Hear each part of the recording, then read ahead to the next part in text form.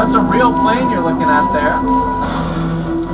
Used, broken up in 3 pieces. That's the only way we could transport it here.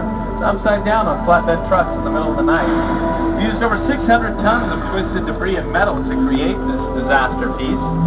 And about $10 million, all for less than 2 minutes of film footage. But those 2 minutes are pretty incredible. Take your seats and I'll show you what I'm talking about.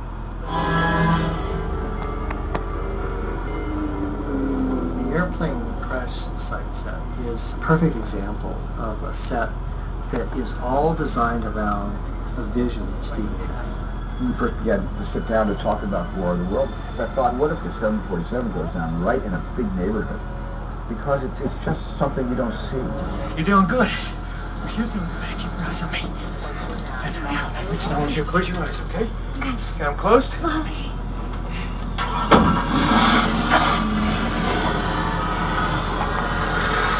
Robbie, get in. Get in.